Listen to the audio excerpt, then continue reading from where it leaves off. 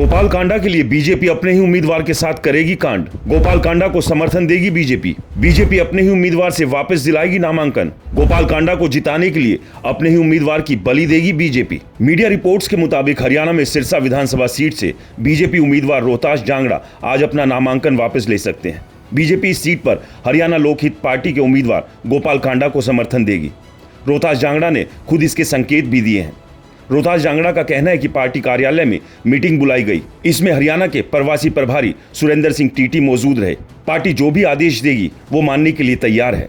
हमारा बस एक ही लक्ष्य है कि प्रदेश में भारतीय जनता पार्टी की सरकार बने। तो वहीं एक दिन पहले गोपाल कांडा ने भी मीडिया से बातचीत में कहा कि वह अब भी एनडीए का हिस्सा है। जीतने के बाद वह बीजेपी के साथ मिलकर सरकार बनाएंगे। उनका परिवार शुरू से ही आरएसएस से जुड़ा हुआ है। पिता मुरलीधरन कांडा जनसंघ की टिकट पर 1952 में डबवाली सीट से चुनाव लड़ चुके हैं और मेरी माता भी बीजेपी को वोट डालती है। हरियाणा की 90 सीटों के लिए 5 अक्टूबर को वोटिंग होनी है। रिजल्ट 8 अक्टूबर को आएंगे। आज नामांकन वापस लेने की आखिरी तारीख है। गोपाल कांडा 2019 में सिरसा सीट से विधायक बने थे, जिसके बाद उन्होंने बीजेपी को समर्थन दिया था। 2024 विधानसभा चुनाव में टिकट बंटवारे के दौरान चर्चा थी कि बीजेपी गोपाल कांडा को सिरसा सीट दे सकती है। हालांकि बीजेपी ने यहां रोहतास जांगड़ा को उम्मीदवार घोषित कर दिया। अगले ही दिन गोपाल कांडा की पार्टी हलोपा और इंडियन नेशनल लोकदल में गठबंधन हो गया।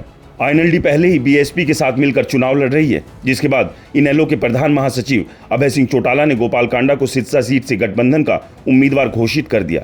लेकिन अब सबसे बड़ा सवाल यह है कि हरियाणा में तीसरी बार सरकार बनाने का दावा करने वाली बीजेपी आखिरकार अपने ही उम्मीदवार की बलि देने पर क्यों उतारू है। क्या बीजेपी को यह बात समझ में आ गई है कि सिरसा सीट पर गोपाल कांडा को हराना नामुमकिन है? तो ऐसे में अगर गोपाल कांडा को ही समर्थन दे दिया जाए तो कांग्रेस से ये सीट छीनी जा सकती है, क्योंकि गोपाल कांडा और बीजेपी आपस में इस सीट के लिए अगर लड़ती है तो इसका फायदा कांग्रेस को मिलेगा।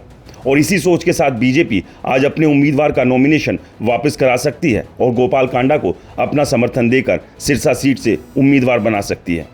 आपको क्या लगता है, हमें कमेंट्स कर जरूर बताएं। रिपोर्टर जी चैनल को सब्सक्राइब नहीं किया है तो चैनल को सब्सक्राइब करना ना भूलें।